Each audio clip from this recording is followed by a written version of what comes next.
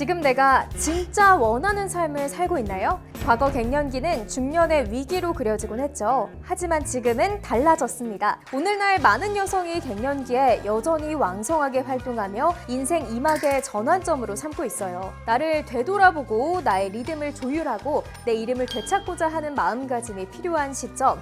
하나손해보험 라이프플러스 펜테크 연구소가 공개한 유년기 트렌드 리포트 마인드셋과 함께 인생의 두 번째 성장을 향한 여정을 시작해 보겠습니다.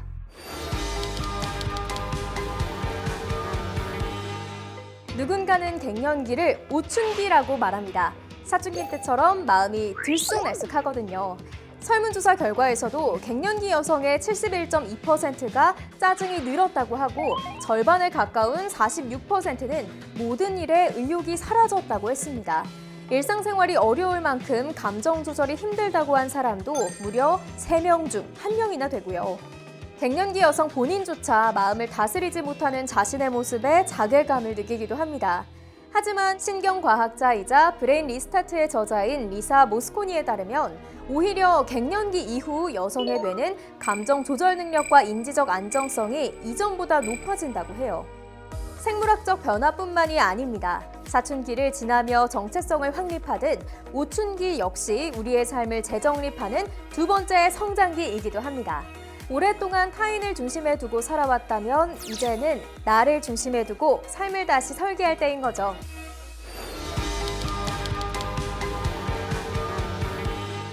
갱년기가 끝나면 좋아진다고 하지만 터널을 빠져나가는 동안 어떻게 내 마음을 돌봐야 할까요? 마음 건강을 적극적으로 챙기는 갱년기 여성이 늘면서 상담센터나 정신건강의학과에 대한 관심도 높아지고 있습니다.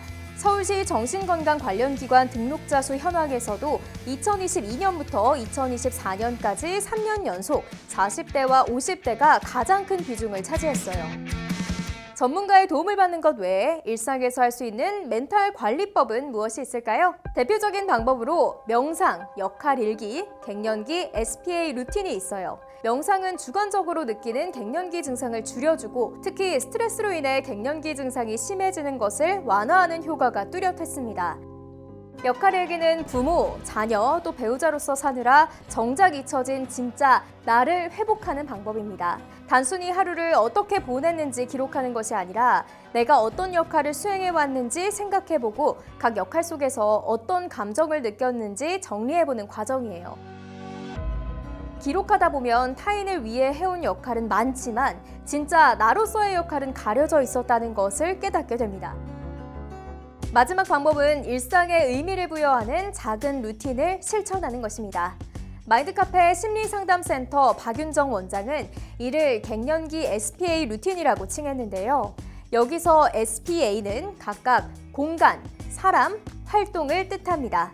각 항목마다 내가 좋아하는 것들을 미리 정해두고 그날의 기분과 상태에 따라 조합해보는 거예요. 내가 선택한 SPA가 오늘 내 감정에 어떤 영향을 주었는지 그 시간을 통해 무엇을 느꼈는지를 기록하고 되돌아볼 때 진정한 자기 돌봄이 가능해집니다.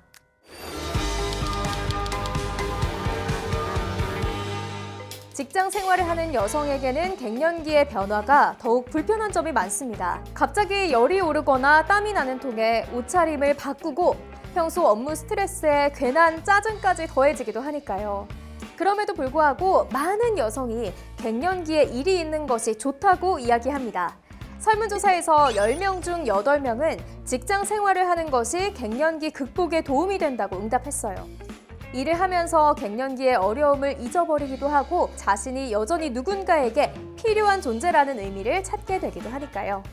그렇다면 일터에 있는 여성은 갱년기로 인한 변화에 어떻게 대처하고 있을까요? 갱년기로 인해 업무에 지장이 생길 때 그냥 감내한다고 답한 비율이 가장 높게 나타났어요. 물론 보다 적극적으로 대응하는 여성들도 있습니다. 업무를 조정한다는 응답은 21.9%, 동료에게 솔직히 이야기하고 양해를 구한다는 응답이 13.4%로 뒤를 이었죠. 더 이상 버티는 것만이 유일한 방법은 아닙니다. 일과 마음의 균형을 찾아가는 것이 더 오래 건강하게 일할 수 있는 힘이 됩니다.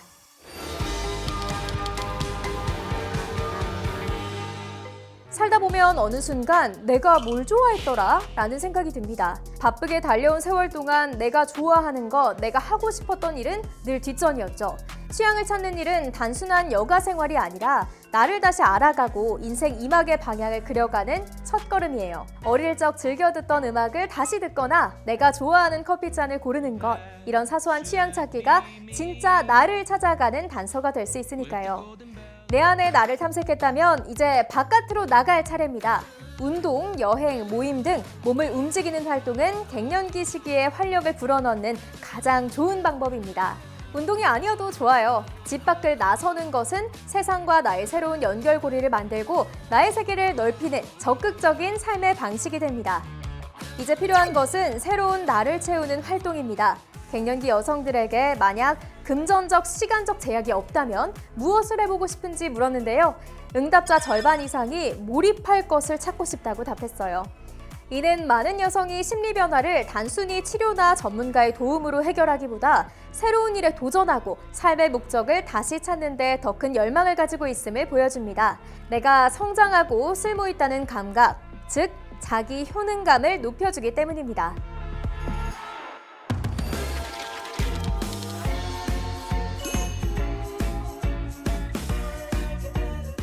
우리의 100세 인생을 하루 24시간에 비유한다면 50이라는 나이는 인생의 정오에 해당합니다. 즉 오후가 시작되는 하루 중 가장 활기찬 시기죠. 마인드셋을 새롭게 했다면 이제 발을 내디딜 차례입니다. 당신의 오후가 밝게 펼쳐지길 응원할게요.